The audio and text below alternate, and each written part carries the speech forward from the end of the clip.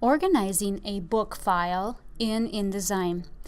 When we create a book, we know that InDesign automatically paginates it for us. Let's go ahead and add some documents to my book panel here and start to organize a book. So my book that I've created is called Recipe Book Example, and I'm going to add 2 documents to it. This is very simple. This is a simplistic example, but hopefully it'll help you understand the method and the theory behind it.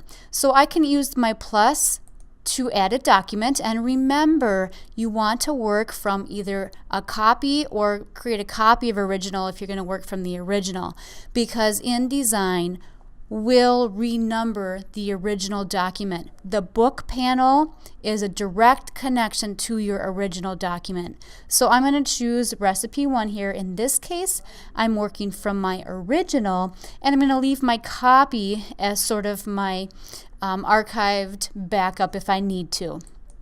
Go ahead and open it, and here it is. Now I have some settings that have been played around with already, and that's why I have a number 2 here. I'll show you how we can change that in a moment.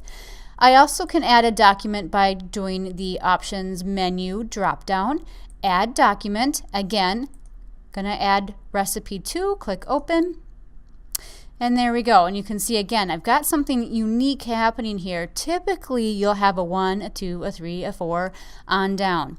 So we can reorder these by clicking and dragging them, and look at now recipe 2 is on top, but it's numbered is page number 1. So when I reorder, InDesign does repaginate that. The book options drop down here will allow me to play around with some of my page numbering. So if I double click here on recipe 1, it will open up that document. You can see this is recipe 1, but what I want to show you is if I open up my pages panel, now what I'm looking at is my document. I'm not in my book at the moment, I'm looking at my document. And if I go to my pages menu, do you notice how this actually is page 3? When it's the only page in the document, yet it is page 3. If I double click on recipe 2, it's going to launch that document, open it, and you see this is page 1. Now if I rearrange this, so now page 1 is on top, page 2, this renumbered to page 3, and my recipe 1 now is page 1. So this is the unique thing that InDesign does, and you have to be aware that this is happening. If I want to control my page numbering, I have some options to do that. So I can manipulate how these documents are paginated as they're added to the book.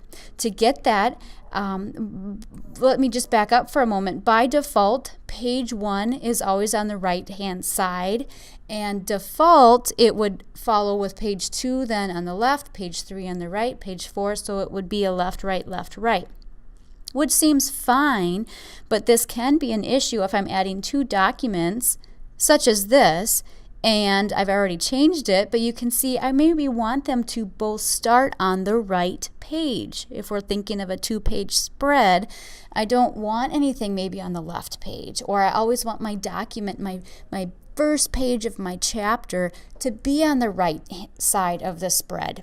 So this is where this becomes an issue, because InDesign will just follow from 1 on up. So my first page may end up on the left, and you can imagine if I've done formatting with left and right variances, I just really messed up all of my layout formatting by pushing a right-hand page to the left. So let's go ahead and show how we can change this. In the drop-down menu here, so in my book panel options menu, I am going to look for an option called Book Page Numbering Options. When I do that, I get a little dialog box that pops up, and here are my options. So I can continue from previous document, and that is probably going to be your default. If I click that, see now it's 1 and 2. Let's go back here again. If you want all of your beginning pages of your new chapters or the new documents in your book to always start on the right page, then maybe you want to continue on the next odd, because that then would be page 3, which is what I had earlier. continue on next even. That would be if we wanted to start them all on the left page. So odd is going to be right, even is going to be left.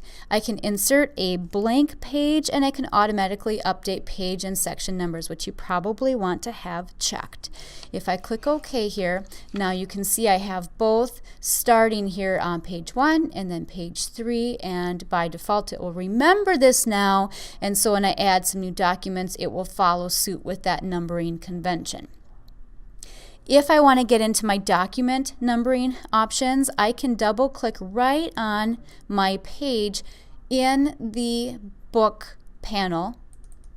When I do that, I enter into my document numbering options, and here's where I can do automatic page numbering.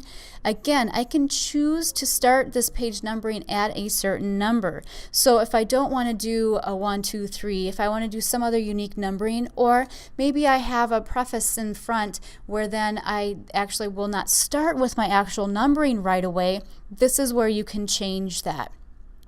And I can have chapter numbering where I have each chapter in the book maybe start over at 1.